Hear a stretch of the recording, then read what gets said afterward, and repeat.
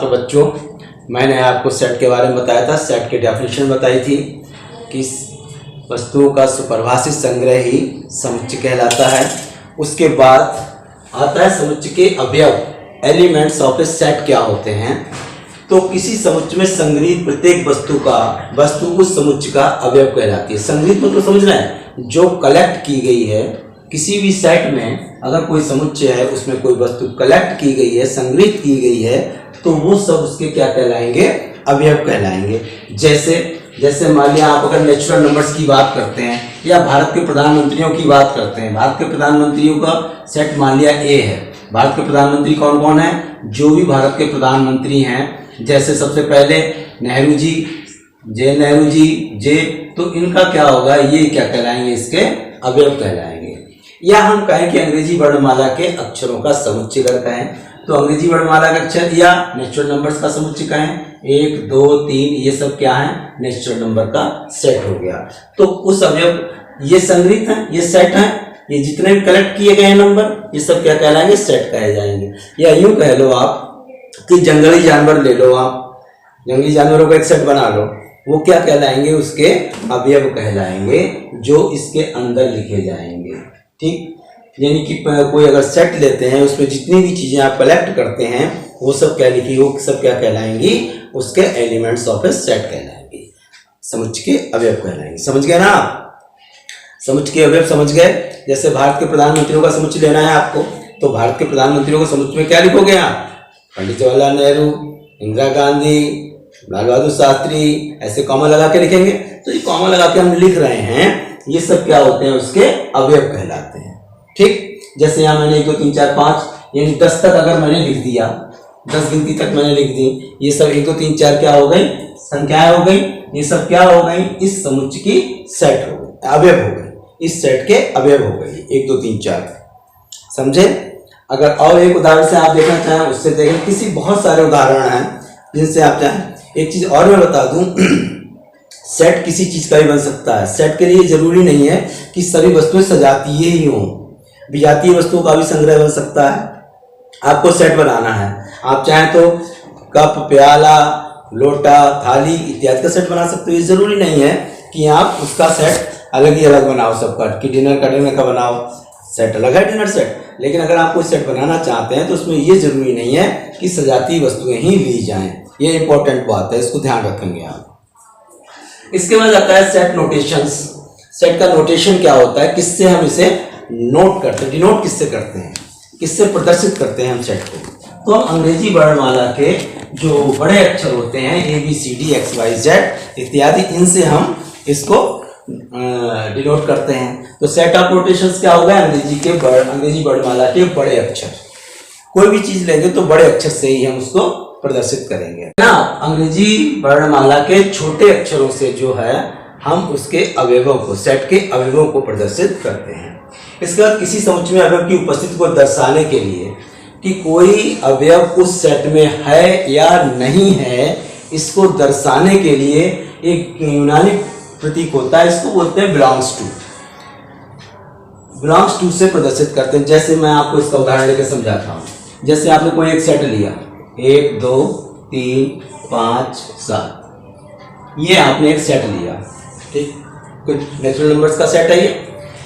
अब आपसे मैं कहूं कि 5 क्या इस सेट का अवयव है, तो इसको लिखते कैसे?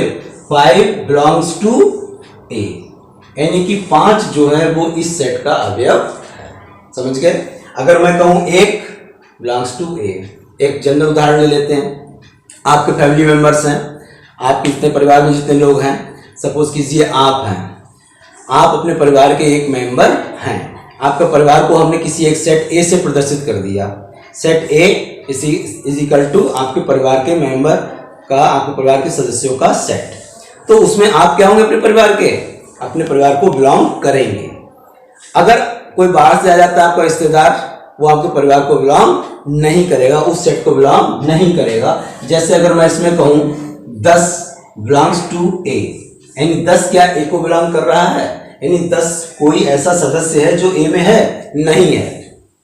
तो हम क्या करते हैं, इसमें सिर्फ एक लाइन खींच देते हैं ऊपर से, does not. 10 does not belongs to A। यहाँ क्या है? 5 belongs to A। 5 belongs to के का मतलब हो गया 5 जो है ए सेट का समुच्चय ए का अवयव है और 10 इस समुच्चय ए का अवयव नहीं है। ये बात समझ गए आप कि कब बिलोंग्स टू होगा और कब belongs to does not belongs to होगा। जब वो कोई भी एलिमेंट उस सेट का अवयव होगा तो बिलोंग्स टू होगा, अगर नहीं होगा तो डज नॉट बिलोंग्स टू होगा। उसको क्या करेंगे, जो बिलोंग्स टू है ना उसको एक लाइन ऊपर से खींच देंगे, क्रॉस कर देंगे, काट देंगे उसको, तो वो डज नॉट बिलोंग्स टू हो जाएगा। इसके बाद आता है समुच्चय का निरूपण। अगली हेडिंग आती है, अगला टॉपिक आता है समुच्चय का निरूपण।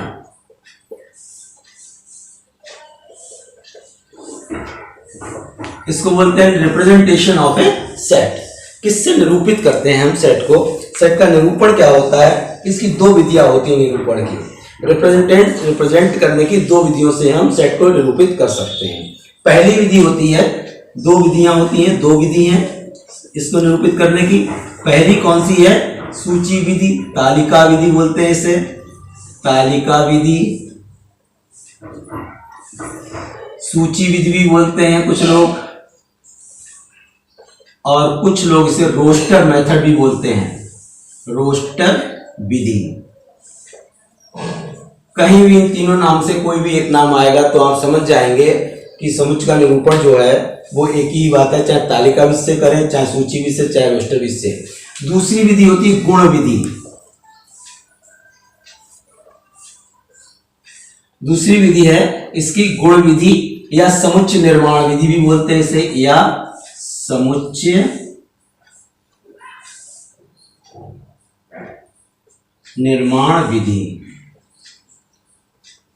क्या बोलते हैं? समुच्चय निर्माण विधि या गुण विधि। इसकी प्रॉपर्टीज है, यानी कि समुच्चय को निरूपित करने की दो विधियां हैं भैया। सीधी सी बात है बच्चा, समझ रहे हैं ना आप? दो विधियां हैं। क्या है? पहली विधि तालिका विधि भी बोलते हैं इसे, सूची विधि भी बोलते हैं और इसे रोस्टर मेथड भी बोलते हैं। दूसरी विधि क्या है? गुण विधि या समुच्चय निर्माण विधि।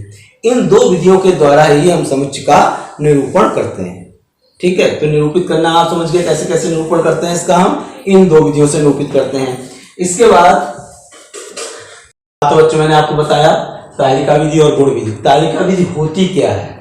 इस विधि में समुच्चय के समस्त अवयवों को मझले कोष्ठक के अंदर अलग अलग लिखकर प्रत्येक दो अवयवों के बीच अर्धविराम लगा देते हैं। जैसे 2, 4, 6, 8, 10 क्या लगाया? एक एक प्रत्येक के बीच में एक एक कॉमा अर्धविराम लगाते जाते हैं। तो और इस तालिका विधि को हम सारणीबद्ध रूप भी कहते हैं। इस रूप को हम सारणीबद्ध रूप भी कहते हैं। तो समझ गए आप? जैसे कि आप कोई भारत के 10 क्रिकेट खिलाड़ियों के या 11 भारतीय क्रिकेट टीम के खिलाड़ियों का समुच्चय, ये लिखा समुच्चय, उसमें लिखा जैसे लिखा कपिल देव कॉमा लगाया, सुनील गावस्कर कॉमा लगाया, विराट कोहली कॉमा लगाया, सचिन तेंदुलकर। तो इन दो के बीच में क्या लगाते जाते हैं? हम एक कॉमा अर्धविराम लगाते जाते हैं। ठीक, कॉमा लगा के ही लिखते हैं। इसका दूसरी विधि है गुण विधि या समुच्चय निर्माण विधि। इस विधि में समुच्चय को उसके अवयवों के उस गुण विशेष द्वारा निर्दिष्ट करते हैं जो समुच्चय के सभी अवयवों में होता है। इसका मतलब समझ रहे हैं आप क्या है?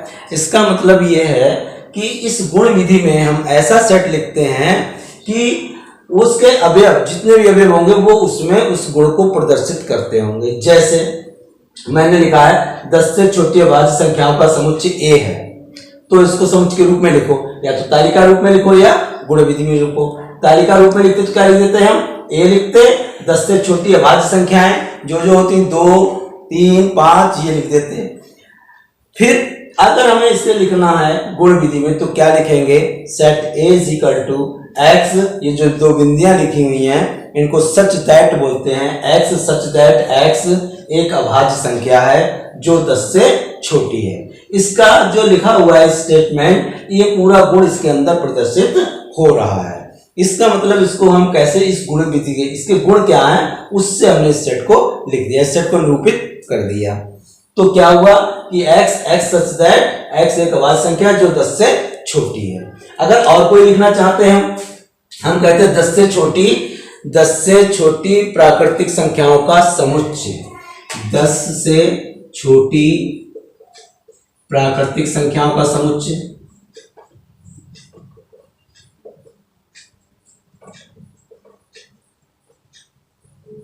अगर हम इसे तालिका विधि में लिखते तो कैसे लिखते? 1 2 3 4 5 6 7 8 9 10 लिखते?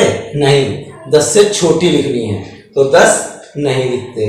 अब अगर इसको हम गुण विधि में लिखेंगे तो कैसे लिखेंगे? x सच दैट x क्या है? एक प्राकृतिक संख्या है। क्या है? नेचुरल नंबर है, प्राकृतिक संख्या है। और n जो क्या है? x क्या है? x बिलोंग्स टू, x एक प्राकृतिक संख्या है जो कि 10 से छोटी है, जो 10 से छोटी है। ये लिख देते हैं, या क्या लिख देंगे हम? हाँ, ये लिख दिया, जो 10 से छोटी है। ठीक, यानी कि x क्या है? x एक प्राकृतिक संख्या है जो 10 से छोटी है। ये बात पूरी तरह से इसमें लागू हो रही है। तो ये तालिका विधि हो गई, ये इसकी गुण विधि हो गई। तो समझ गए बच्चों आप? तालिका विधि और गुण विधि, ये इसको सेट को रिप्रेजेंट करने की दो विधियां हैं।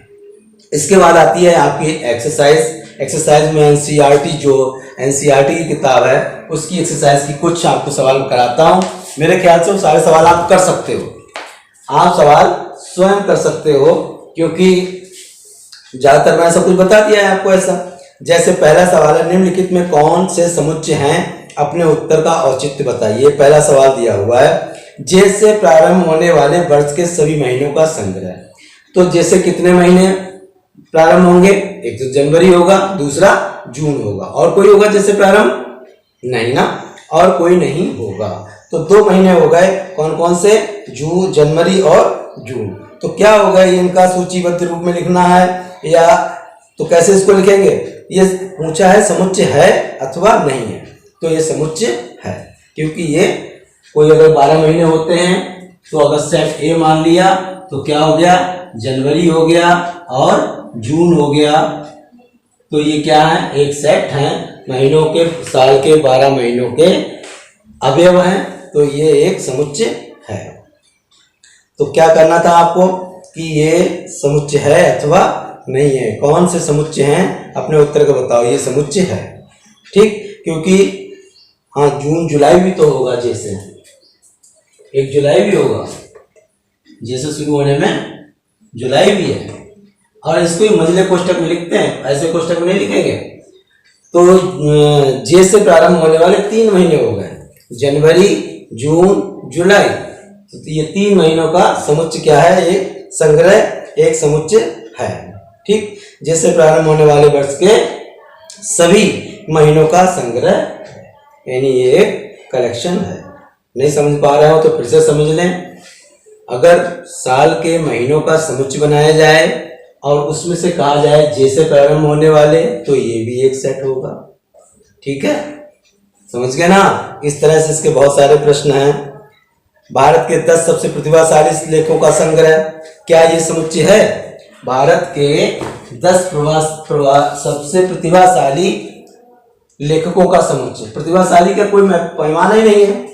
अरे भाई, सभी प्रतिभाशाली हैं, मैं भी प्रतिभाशाली हूँ, मुझे तो नहीं लगता कोई प्रतिभाशाली नहीं है। ये कैसे पता चलेगा कौन प्रतिभाशाली है? तो ये संग्रह समुच्चय नहीं है। प्रतिभाशाली व्यक्ति सभी हो सकते हैं।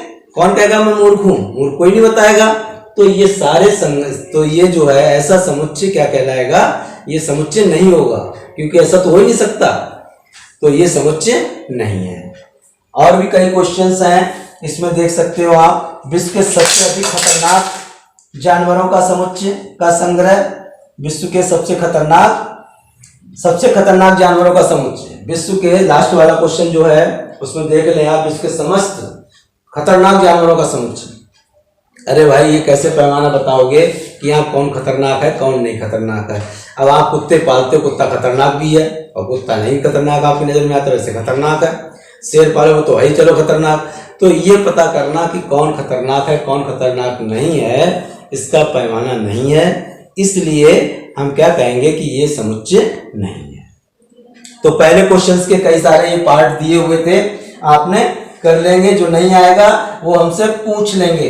प्रश्न नंबर 2 देखें कि एक सेट दिया गया है, 1 2 3 4 5 6 रिक्त स्थानों में आपको सच दैट बिलोंग्स टू या डज नॉट बिलोंग्स टू लगाना है। देख लीजिए, आपको सेट ए दिया हुआ है, 1 2 3 4 5 6। क्या 5 A को बिलोंग करता है?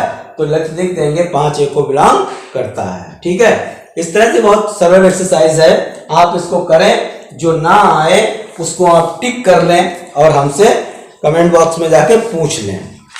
एक सवाल है, ट्रिग्नोमेट्री शब्द के सभी अक्षरों का समुच्चय। तो मैंने आपको बताया ना, ट्रिग्नोमेट्री में कोई भी शब्द दोबारा रिपीट नहीं करना है। जो ट्रिग्नोमेट्री की स्पेलिंग है TRIGONOMENTRY, तो इसमें क्या है TRIGONMEY, एक बार रखना है और एक हर प्रत्येक के बीच में क्या लिखना है, एक विराम लगाना है, एक कॉमा लगाते चलना है। ठीक है भैया, जैसे 30 चौथे का पहला सवाल है 3, 6, 9, 12, इसको समुच्चय निर्माण विधि में लिखना है। प्रश्न नंबर 4 का पहला है A = 3, 6, 9, 12, इसको समुच्चय निर्माण विधि में लिखना है। इसको समुच्चय निर्माण विधि में लिखना है, तो कैसे लिखेंगे, x such that x = 3n, क्या लिख दिया, x कैसा है, x 3n के बराबर है, जहां n belongs to capital N, capital N मतलब नेचुरल नंबर, यानी कि x क्या है, इसको और वैसे लिख सकते हो, x सच दैट x 3 का गुणज है, क्या है, 3 का गुणज है, 3 का गुणज है, और लिख दो x = 3n और n belongs to capital N, चाहिए पूरा लिख दो, इससे पूरा ये क्या हो गया, यानी यहाँ भी ये भी लिखा जा सकता था, अगर ये चीज ना समझ में आ रही है तो ये लिखो, x सच दैट x क्या है, 3 का गुणज है, 3, 6, 9, 12, 3 के मल्टीपल हैं, तो उसको कह सकते हैं x 3 का गुणज है, और कहां तक है ये, x = 3n मान लिया हमने, n मतलब 1 से गुणा करोगे, n क्या है, कैपिटल N है, कैपिटल N मतलब नेचुरल नंबर है, नेचुरल नंबर का मतलब 1, 2, 3, 4 है, n की जगह आप 1 रखोगे तो 3 एकम 3 प्राप्त हो जाएगा, n की जगह 2 रखोगे 3 दूनी 6 प्राप्त हो जाएगा, n की जगह 3 रखोगे तो 9 प्राप्त हो जाएगा, 4 रखोगे तो 12 प्राप्त हो जाएगा। तो 3n, x = 3n and n belongs to capital N। ये इसका चौथे का पहला क्वेश्चन था जो मैंने आपको बताया है। बाकी क्वेश्चन को आप समुच्चय निर्माण रूप में लिखेंगे, जो ना समझ में आए वो हमसे पूछते जाएंगे, और मेरे ख्याल से ये पूरी एक्सरसाइज आप बड़े आराम से कर सकते हैं। अगर कुछ ना आए तो आप हमसे पूछ लें। इसके बाद जो है हम आपको बताएंगे टाइप्स ऑफ सेट कितने प्रकार के होते हैं, और उससे संबंधित एक्सरसाइज अगले वीडियो में हम आपको बताएंगे। तब तक के लिए धन्यवाद बच्चों।